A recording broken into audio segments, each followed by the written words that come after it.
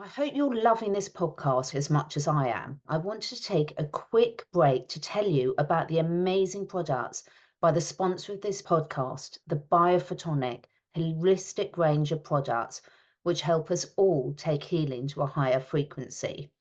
So Biophotonic have two amazing bioresonance devices, the little BioNexus and the slightly bigger Biophotonic. And this lovely little device is now my go-to support, especially when doing my daily affirmations and manifestation practices. So some of the key benefits of both these machines are improved energy, decreased inflammation, supports immune health, physiological homeostasis, really supports rejuvenation and regeneration and integrity of cells, improves memory, cognitive, emotional, and psychological states, speeds up recovery, and just like we've been talking about today, really improves human consciousness support. Some of the key benefits of the Biophotonic little machine: cleansing parasites, giving active protection. You can wear this, take it with you wherever you go. Detoxifies heavy metals, clears EMF radiation out of cells, cleanses bacteria and viruses, detoxes chemicals and toxins, DNA repair, pain management, calming meditation complexes, strengthens the aura field, and frequency packs can be added to water. I think we all know the detrimental impacts of mobile and Bluetooth radiation have been extensively studied, and it's critical that we minimize our exposure to these technologies where possible and avoid utilizing devices that depend on these harmful frequencies for operation. So both the BioNexus and the Biophotonic are standalone devices that do not require a Bluetooth connection, a Wi-Fi connection. You don't need to buy any frequency packages. They don't need a mobile phone to control the device. They don't require the use of electrodes, and they're completely wireless, ready to use straight from the box and very simple to use. So don't forget, you can use both these lovely little devices with your pets and use coupon code CE20 for 20% off all products on the site. The link's below. Thank you.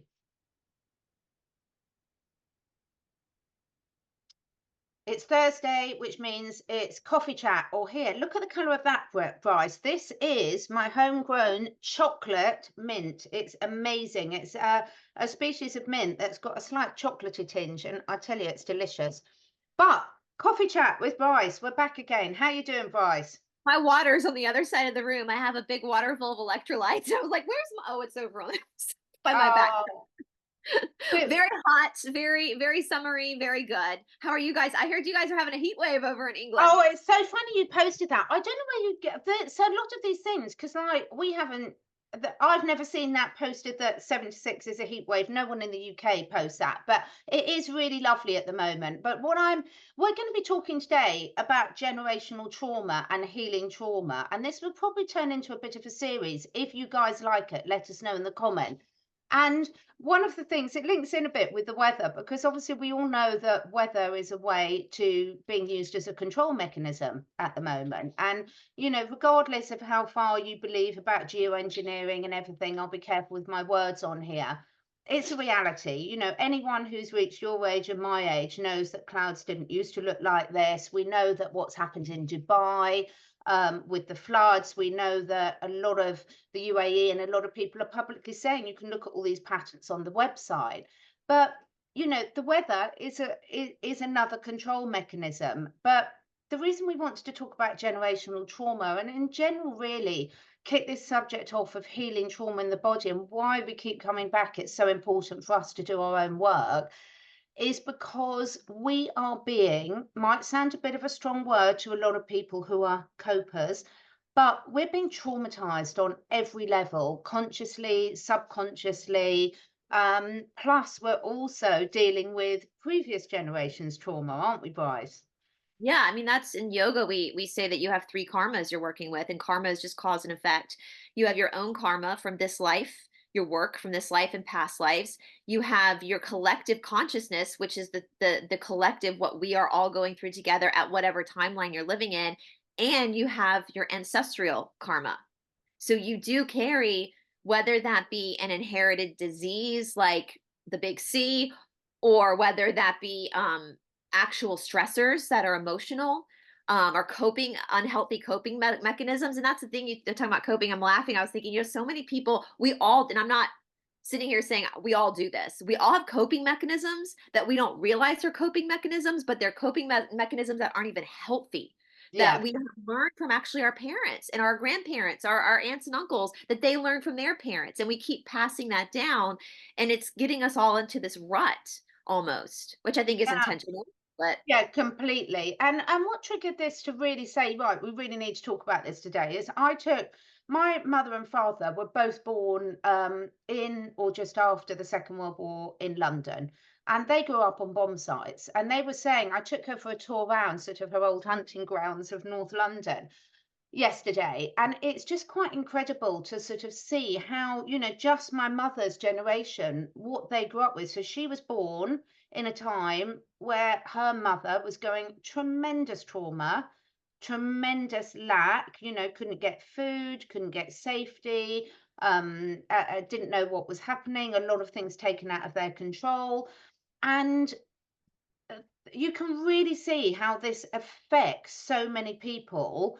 And when it's most people watching this know that our early years, what's being fed into our subconscious mind, and I'm going to see Bruce Lipton on Saturday, and he's the expert on this, obviously, in terms of the epigenetics and the subconscious mind. But what goes into our subconscious mind in those early years, but also before we're born in the gestation period, and how far do you want to take it? The eggs and the sperm as well.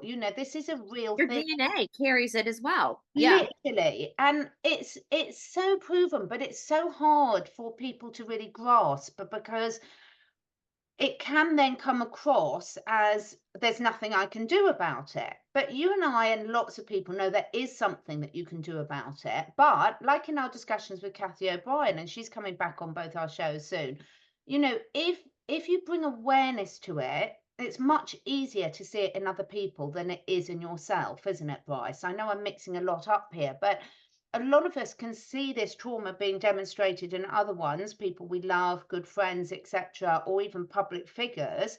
And yet, quite often, it can be more difficult to see the impact it's having on our lives. That's why you need a mentor, a therapist, someone like Catherine, a teacher, because it's what we call your blind spots. And Mm, and it's hard. It's part of, I think, your own survival mechanism to have these blind spots. I had a teacher who called it the artful dodger, where your psyche will artfully dodge, where you can see it in other people, but it's hard to recognize it in yourself. And so, with that being said, if you're someone that's like, oh my God, maybe I'm doing this, we all do it. Like, yeah. don't carry shame about that, because that is just human nature. And that is, and it's not something, I don't think we ever fully, I mean, there's always going to be something to work on. As long as you're alive, you're going to be working on something. So absolutely. It's interesting you're talking about, and when you said this subject, I was like, oh my God, this is my favorite thing to talk about besides, historical scandalous people. But my mother. So, and this is something that's pretty simple. Like, this isn't a very deep trauma, but it would be considered a trauma. And I know my mother wouldn't mind me speaking about this. So my grandmother, my mom's mom, was known for her beauty. I mean, even when she was a little girl, there were pictures of her and like talking about how beautiful she was. She had a very overactive thyroid that was a problem for her. She was very thin, big blue eyes, blonde hair, tall, thin. And my mother was one of four girls. And it took me into my like 20s to realize the traumatic effect that actually had on my mother. And I don't see it as much on my aunts as I see it with my mother. That her mother was always, and even when I was a little kid after my grandmother passed away, people would come up to me and tell me how beautiful Maxine was. Like, she was Mm. just gorgeous. And so when I was born in 1983, born into this time, my mother was born in the late 50s. So when I was born in 1983, I was born into a time, anybody my age or like 10 years older, we were born into this time in history where they were pumping out like Jazzercise, Weight Watchers, Jenny Craig. So some of my earliest memories are actually going with my mother to Jazzercise classes and to dieting classes. And my mother did, when she was in high school, she did have she passed out once in a class because she was basically starving herself. I'm trying to be careful what I say. Mm. And I've watched that with my mother and her relationship with food, which I think comes from, and not intentionally comes from that trauma of having a mother who was perfect and beautiful, And when I was in my early 20s, even though my mother and I have very different bodies, my mother struggled with her weight and I never have. I found myself going down this path of, even though I'm not a big eater, I would start, especially living in LA, I would start to kind of restrict my eating some, or I would think, oh, I've got to go exercise. And my mind was set to give myself the perfect body. And so that's another generational trauma that is passed down, very commonly passed down in our modern times. And I was telling you, Catherine, when you brought this subject up, I mean, I know I've said it before, I'm like beating a dead horse, like a broken record. But when I started looking at traditional yoga, that's when I course corrected the way that I saw exercise, the way that I saw food. And when I was 27 years old, I threw my scales out because I realized that this could turn into a problem because it was so much a pattern in my childhood Mm. to weigh, to look at this stuff, to look at the size of clothing.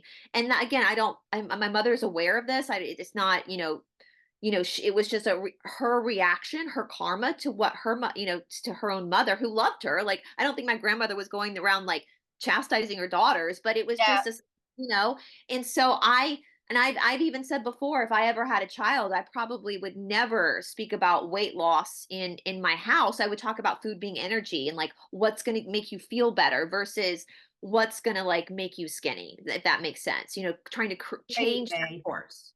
I think that's such a good point because the point, so much, particularly in this great awakening, is people can use trauma as almost like a badge of honor and a competitive side of things. And that is a little bit of human nature. But every single person, every single animal will have gone through trauma and will probably continue to go through trauma.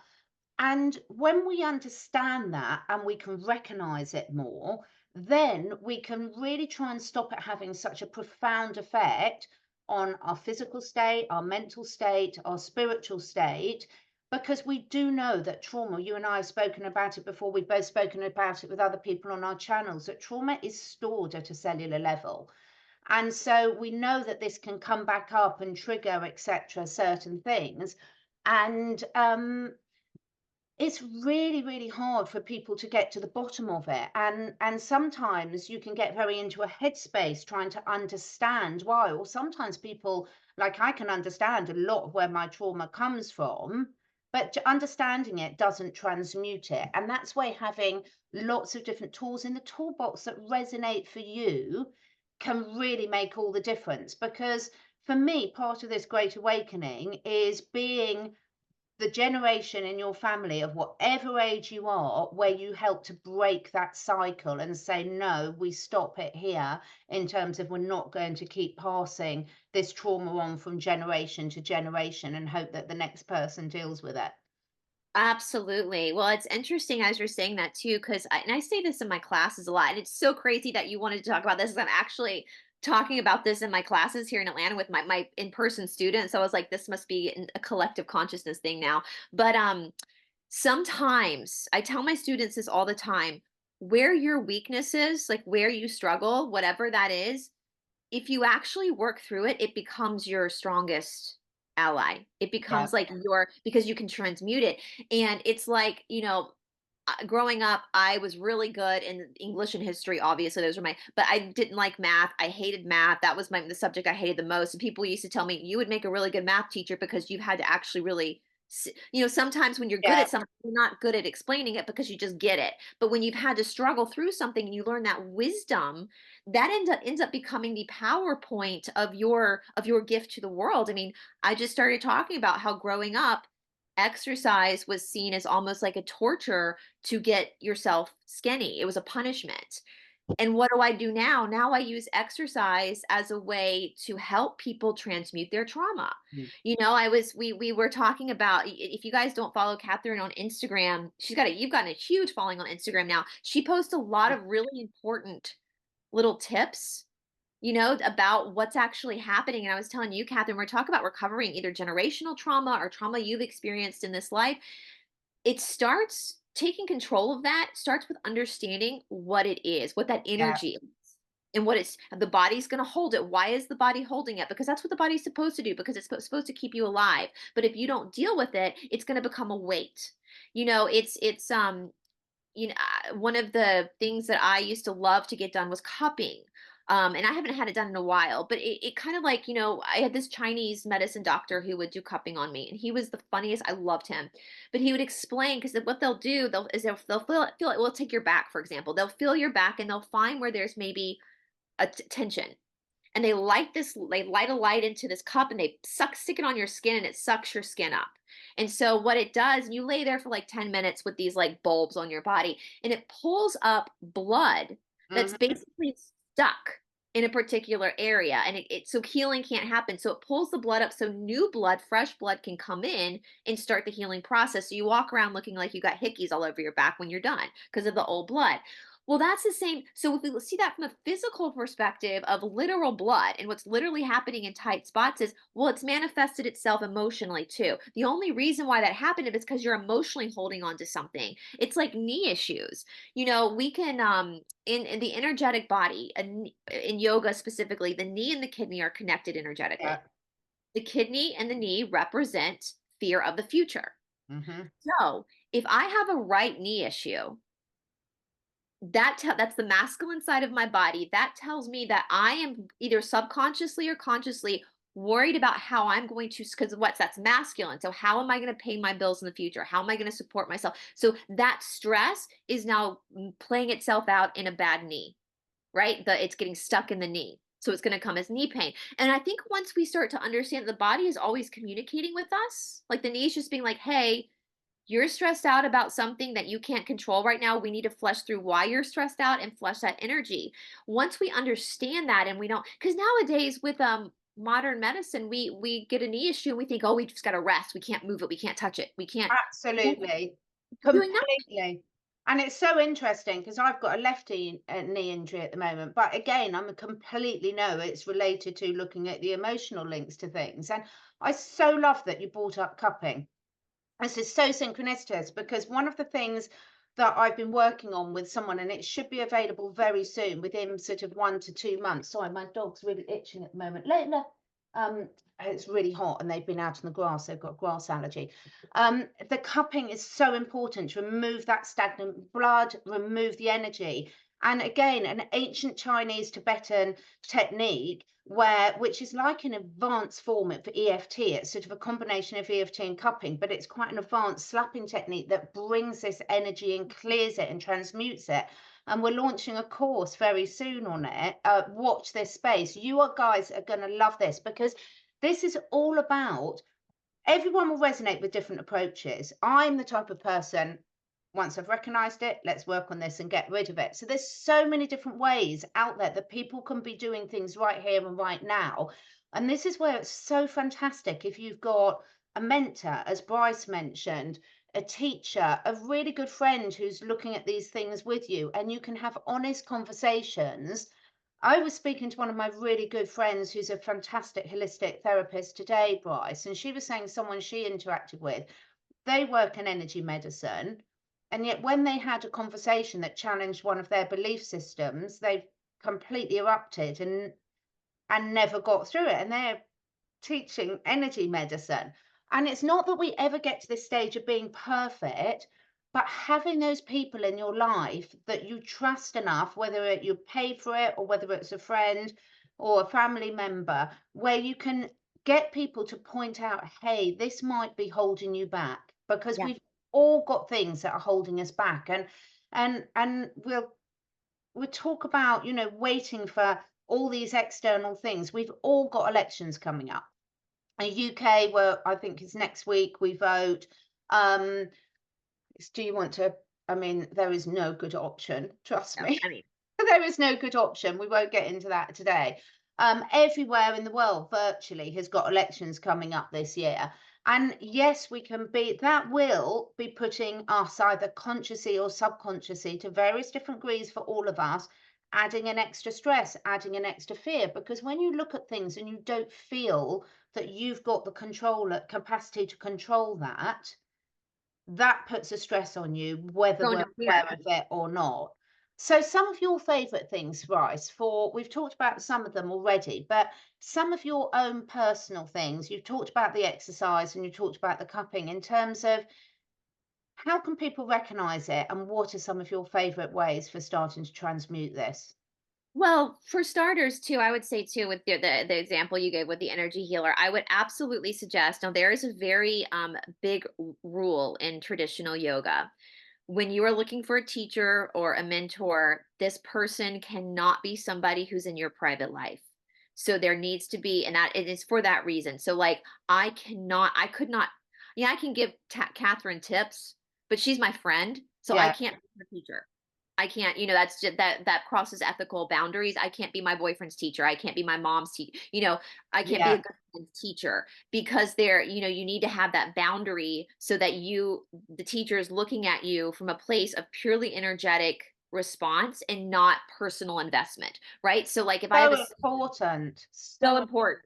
If I have a student that's my friend and I know my friend is very sensitive about a certain topic, it's going to be harder for me to bring that up to work on it than if I'm the teacher. And my friend in response is going to have a different reaction to me bringing it up versus a teacher who's been paid and is hired to specific. So I would highly suggest that when you are working with a teacher that you absolutely make sure that there is no don't go sleeping with your teacher. Don't, there's no, that's a big, if a teacher tries that with you, find another teacher. Like there has to be some boundaries with that as very, and a good teacher and a good healer will hold those boundaries very hard with their students. So be on the lookout for that. And I will also say, coming back with the exercise thing, I would absolutely tell people, when understanding energy, and again, this is why I'm telling you to follow Catherine's page too, because she posts a lot about this different exercises releasing is a exercise what are you working out? You're working out energy in the body, and we've talked about this a little bit before, but it would be who of everybody watching to go and like research aerobic versus anaerobic. What is an isometric hold? Like, so these are different things that you can do with your body, shapes, movements you can do with your body. They're going to trigger different energetic reactions. So if you have high cortisol levels because you've been under extreme stress, you should probably not be marathon training. absolutely. And Yeah, yet that might, and I think sometimes, Catherine, because of especially people our age or older, maybe they think of exercise like going for a run. And running is important. Aerobics does have its place. There is a place for mm, aerobics, but you have to know where it's placed. So like when we look at food, like a broccoli and an apple, two foods that are loaded in nutrients for the body, but they're different nutrients. If you are low on vitamin C, you're going to eat foods that provide you with that vitamin C. So if your cortisone level, if you're in like PTSD or in fight or flight or high anxiety, like super out of control anxiety, running might not be the best thing. You might want to mm. look at more anaerobic because what anaerobic does is anaerobic calms, you're in a high intense work. Like anaerobic will be like push-ups, like yoga, like dance. So you're high intense work, but the parasympathetic nervous system is not triggered. Yeah, that's so important because if you think about I just want to not interrupt too much there, but just Good. explain to people, when you think about it logically, if you're in a high stress, whatever you believe about our evolution or our ancestors, we have been chased by animals. Yes. People do Yes. have to fight for their life or run for their life. Yes. But running for most animals is something you do to get away from danger. Yes. And Yes. therefore, if you're already in that state, then it's not going to be great for you, regardless of if you realize that you need to exercise to lose weight or do whatever else. There's so many different ways you can do it. And by putting more stress on your body, the key is so often to this self-awareness, isn't it, Bryce? Yeah. About more you can keep on this journey of self-awareness. And I will say, I want to pick on what you're saying as well. What Catherine is saying is we learned this in studying traditional yoga through. So for many generations, so for a lot of people, I get a lot of people that come to me and they're swollen or bloated and they're like, Mm, I don't understand. I'm running 10 miles a day, blah, blah, blah. And I'm like, well, that's why. mm. Because your body thinks you are stressing your psoas muscle out. And that's one of the main muscles that triggers nervous system response. So throughout all of our evolution, our inherited karma from our ancestors, here we go back to what we were talking about in the beginning, when your body over years and years and years of what's in your DNA, the memories in your DNA, is that whenever there was a war where people were running and moving and there was high stress, what follows that is usually famine. Yeah. So the body starts, even though you're burning high calories, the body is also holding on because it's preparing to save your life when this war is over. Even though, now, if you look at professional, now there are ways to do a high aerobic work and encounter this. Like if you look at like professional runners, they're all, none of them are bloated. They have trainers that Yeah. understand how this works, and it is helping them counter that in their body. So I would tell people to rethink study all of this. So like when I teach, so if you are doing running or aerobics because you think that's how you're going to lose weight, that's not how you're going to lose weight. Anaerobic is how you, that's how you, but you burn fat, you lift your metabolism. And so like, aerobics, all that's good for you is your heart and lung capacity. Yeah. That's it. Right? So if maybe do like 7 minutes of cardio to get the blood pumping and to get your body hot. So it become, and then work into the anaerobic work to Mm. bring that nervous system back down so you can go deeper into the body. And what the anaerobic work is doing is it's triggering, or especially an isometric hold. An isometric hold would be something like a lunge, where Mm. the muscles are having to work intensely, but the joints are stabilized. So, what do we know, us weirdos? What do we know about the body? Those muscles hold information, they hold energy for you. And so, that's why when people do yoga and they're in a deep posture and they're holding it in an isometric hold, all of a sudden they'll start to cry, or they might feel an emotion because something is being released. And because your parasympathetic nervous system is not as triggered because you're not running, you're able to then mentally process it in the moment better than you would be. Like if that trigger happens when you're running, you're just going to run faster. Yeah. You don't even know what you're running from. So it's so, and that is the key too. When you're walking into these practices, I think also understanding, especially working through trauma, when you're looking to recover it, things are going to come up. Like you're not just going to hold a Virabhadrasana A and all of a sudden rainbows and sunshines open up. You're going to have to go through the storm of unpacking everything, of, oh, the tangled webs we weave, like untangling this mess. And it's not, and also when it comes to generational trauma, I tell this to my students all the time. And I love how our friend Shanti says that's the drama of it all. The Mm. story doesn't really even matter. Like it doesn't matter what made you feel this energy, right? And sometimes Absolutely. that's just the I drama. do want to pick up on that. Sorry, Oh, whilst we're go on ahead. Go that, ahead. it's so important, everyone, that we think the story matters because humans are storytellers. Yeah. But when it comes to trauma, a lot of people, now I'm not saying everyone will have different approaches to this, so you've got to see what works for you. But sometimes that's where certain talk therapies can actually hold you in the trauma more. And this is where, again, recognizing that there isn't one size fits all. What we're going to need at different stages in our life can be very, very different. It's a bit like when I'm working with someone to really get their health back on track and they're detoxing, the goal that you do not detox someone until you supported their immune system enough Yep. so that their body can cope with it. Because if not, 100%. you'll crash them. And this is where, and social media is a difficult one because you want to get people thinking about things, but you can only give bite sizes. So the social media is for me, to bring things into your awareness and sort of say, do you know what, this is triggering something I want to find out more, not to think that that's going to give all the answers. Yeah, exactly. And I'm so glad you brought that up because in traditional yoga, from the Yoga Karanta, we have primary series, which everybody does first, which is called Yoga Chiquita. That's physical therapy. They are the same way. Second series is nervous system therapy. You cannot do nervous system therapy until we get your body physically fit enough to handle nervous system Yes. therapy. Right? We got to get you toned. We got to get your muscles strong. We got to get your mind strong. And then we call second series the batshit crazy series because then all of a sudden we're going to start cracking that open and releasing. It's important to understand, like we look at like our heart set, like when we're doing back bends, for example, like that's, I tell my students all the time, a back bend is a stomach opener. It's a stomach opener and a heart opener. It's not, it's the back is just supporting what's actually happening, which is the energy of the front of the body. Now, you can sit there and be all woo woo and be like, oh, I've had heartbreak. And yes, that's true. When you've had heartbreak, you tend to start to cave around this area. And we're going to try to now open that back up again, which is going to cause sensation of panic. But there's also something else going on, which then goes back into the inherited karma.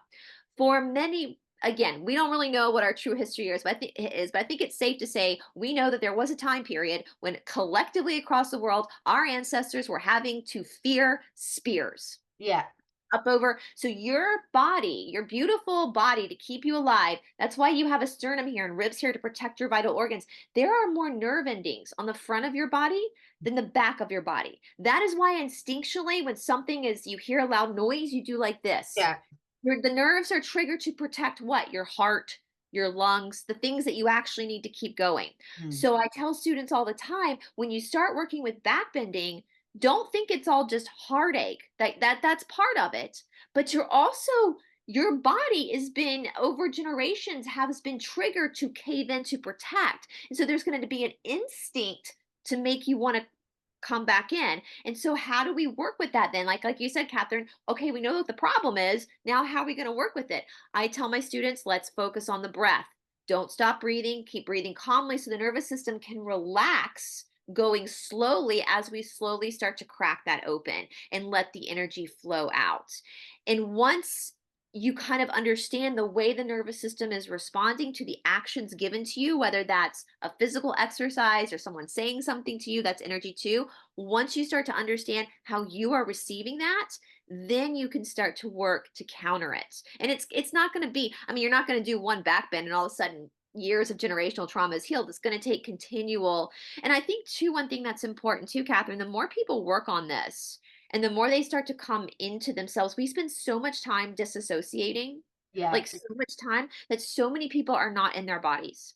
And the more you force yourself, and that's one of the big problems I have with the spiritual community online is I love a good tarot card. I love a good talking to dead people. I think it's fun, but that's not spirituality. Mm. That's disassociation from spirituality. True spirituality is working on your own spirit. It's coming into your own body. It's not distracting yourself by what this dead dude is saying or what that guy's saying over here. It's coming into the reality of where you are in your journey. And the more you do that, the more you're going to tap into your subtle body responses. And I know, Catherine, you probably see this all the time. So many people are not aware of their subtle body responses.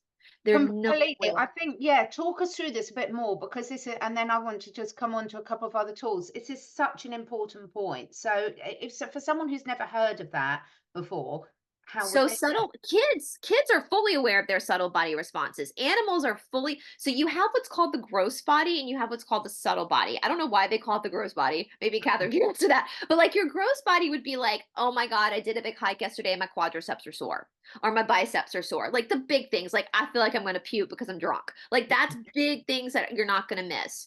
But subtle body responses, like for me, it's like you're able, once you become more grounded in your body, you're able to go deeper into your own experience within your own anatomy.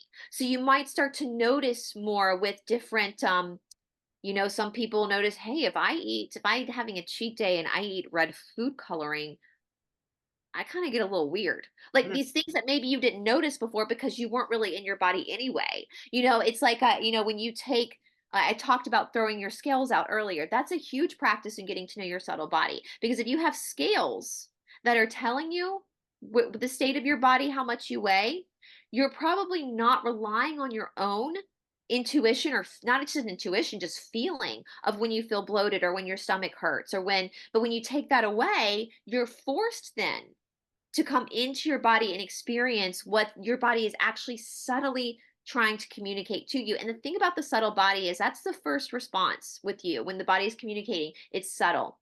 And then over time, when the subtle body's like, she's not hearing us, that's when it becomes big. Yeah, Another, absolutely.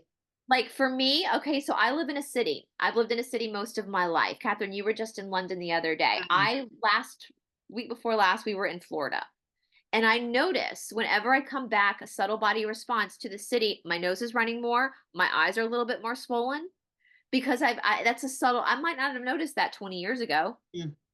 but it's me, my body alchemizing back to the area that I live in. Ayurveda also says one of Ayurvedic's rules is that you cannot be as pure as your environment. So like if I lived in the North Georgia mountains, I could be a full-on vegan and just drink pure water every day. But that can't exist here in the city because I have so many toxins coming from the outside that would actually traumatize my immune system, because it needs a little bit of, like I say, if you live in a city, you can go eat French fries every now and again, have a beer every now and again, because it needs to alchemize itself with the environment around. And sometimes, like people who meditate for too long, if you're meditating for longer than 15 minutes a day, you're putting yourself in a state of psychosis, and you're going to so you have to be very careful with how you do these things and where you, and that's why I'm saying education is so important. Now, if you lived where Catherine lived, not in a city, you could play more with sitting longer. You could play more with being a total raw vegan, So you have to be very, that's why knowledge is power, and knowledge protects, and knowledge is infinite. You have to be fully, like when I first started doing traditional yoga, we always laugh because I was so dogmatic. And we always see when people first start a healing path, they become super dogmatic. Yeah. Realize that doesn't actually benefit. You have to find the balance. Like when I'm in India, I'm in a state of brahmacharya, which means I am more of like in a priestly state where I am able to focus solely on my practice or my work in the slums, because I'm not here working. So I can be more hyper focused. But then when I come back home, I take my couple hours in the morning to do my work. And then I also have to be present. So the immune, does that make sense? So if you go too far, you're also going to trigger, what I'm saying, Yeah, too far, it's also going to trigger a trauma response. absolutely. And I think, I think this is such a fascinating subject that if all of us keep doing this work and helping each other to do this work, then we could shift something, the collective consciousness. It wasn't an accident that so many times when we're discussing just quickly sort of saying, what should we discuss this week? We come up with the same idea because we are part of that collective consciousness. And for me, this is a massive thing for people. And I think being realistic about where you're at. If you're a busy mum and you're trying to juggle, this is just one example, folks, other people are busy, but you haven't necessarily got a lot of time to do certain practices. So get yourself some tools. I mean, both Bryce and I are a massive fan of bioresonance. You have the Yeah. Spooky 2 devices, I have the BioNexus and the Biophotonics. You can find all the details on our channels on our website, because for me, there's always a balance. Like, I've got an animal sanctuary, over the last couple of weeks, I've got a lot of old animals that have got various things wrong with them. And it's very much like, things can be outside your control in terms of what you've got to do. So having practices, having awareness, and also having tools in your toolkit that can really get you back into harmony with where you need to be is absolutely essential, because we're not all, as you just said, when you're in India and that's your pure focus, it's a very different thing to when you're actually back in your day-to-day life. And the whole point is to gain this knowledge so that we can work out what tools and techniques and habits we need for us to be able to really thrive in our everyday lives. Absolutely. I will also say, so yeah, Kath, you got your machine. I've got mine. You can get 5% off at Spooky too if you enter Bryce Watson at checkout. There's all these different, and also understanding that you're gonna have all these tools in your chest. So like using the Spooky 2 with the exercise, or the cupping with the yoga, or whatever it is that you plan on doing. And I'll give you guys an example. I mean, again, I always say I've been doing this for 18 years. So do not compare your chapter 1 to my chapter 10, because it's not, we've said this before. Mm. Feeling, it's not a straight line from A to B. It is this, and it's still this for me. It's still 18 years later, but now I'm just more. I always say to our beginner students, the only difference between the advanced students and the new students is that the students who have been doing it for longer are going to be feeling the same amount of discomfort, but their face is going to appear calmer because they're used to it. They understand what it is now, what that discomfort is now. So like for me, since I use exercise so much as a tool for my own trauma healing, because that's worked with other things, like I've done EMDR training, and my therapist even said the same thing, Catherine. She was like, when we start doing the EMDR, I'm not necessarily trying to get you to remember things that you don't remember. Mm. She that's not good. So some therapists are like, if you don't remember it, we're going to just work with the energy and leave it at that.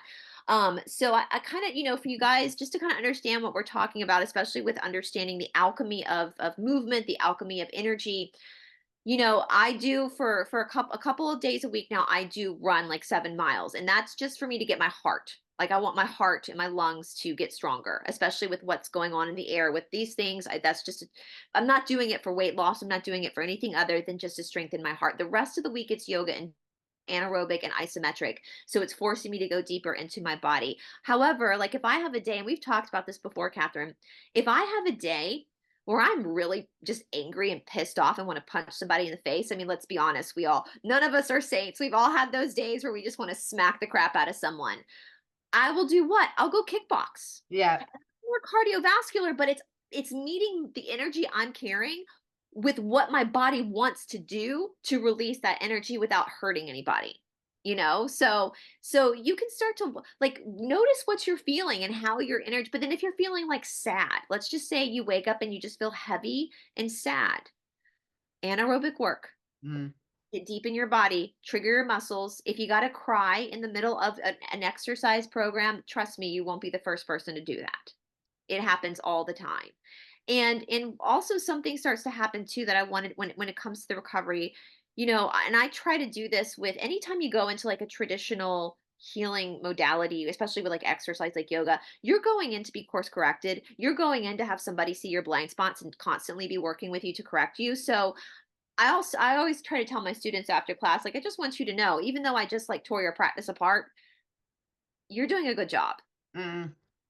Give yourself some grace in this process because it's going to be hard and you're going to have to refeel some things that maybe aren't comfortable that you've tried to push down, and having a good support system like a good teacher who's hard on you but also recognizes when that's happening so they know when to pull back to let you experience that, or a healer to let you kind of go through what you need to go through. When those feelings come up in the middle of an exercise, I mean that's the root word of exorcism, right? Mm. Let them come up. Let them come up. When I go run the track at Piedmont Park, I see a lot of people tearing up and Mm. and get, it's you're giving yourself an exorcism. And over time, when your body starts to get stronger too, you start to feel stronger emotionally. And so therefore, again, as we were saying, it's getting that strength back more and more and more to be able to deal with the hard stuff. And so you will start to see those small little shifts in your life that will encourage you to keep going. And so yeah, also, giving yourself that grace. Journaling, we know our friend Kathy, I won't say her last name, talked a lot about journaling. That will help you get into your subtle body too. If you literally just don't lie to yourself, just write down. Even if all you're writing down is, I felt really bloated today and I hated my hair, even if it's just stupid stuff, if you think it's stupid stuff like that, it's coming, that feeling is coming from something else and it'll eventually reveal itself to you. So I love it. So I really hope you found this useful today, talking through some ideas and starting to recognize where this might be applicable to you, where you might want to do some more work, where you might want to get a little bit more support. Please let us know in the comments. Are you finding this useful? Would you like us to talk more about this? We alternate. We've got a lot of new listeners. We do 1 week on my channel, Catherine Edwards, 1 week on Esoteric Atlanta. So please just make sure you're subscribed to both of us. Please also check out our Rumble channels, because a lot of the stuff that we cannot put on this platform goes on our Rumble channels. Again, all the links are in the description box below. So let us know in the comments what works for you. Let us know what you'd like to hear more of. And thanks for being on this journey with us. It is a collective consciousness, and bringing awareness to this, honestly, is so transformational. absolutely. And I'm so glad. And I will say, Catherine, if you want, let's hear from our listeners below too. As you're saying that, would you guys want to do on my channel next week, maybe an extension of this and talk about like, what is the inner thigh? What different emotions are held in different parts of the body? Would Love that be it. something, just so you guys have a template of what's actually going on when you have, an inner thigh ache or a big toe ache, or, is that something you guys want to talk about so you have more understanding of how magnificent your body really is? Like, it's magnificent because it can do this. And I thank you for bringing this up, Catherine. Also, you've got your stuff coming up at the end of the summer. I'm going to be doing a big workshop. I think I spoke a little bit with you offline about this, Catherine. I'm doing 2 in-person workshops at 2 different places here in the United States, but I'm also going to be offering it online.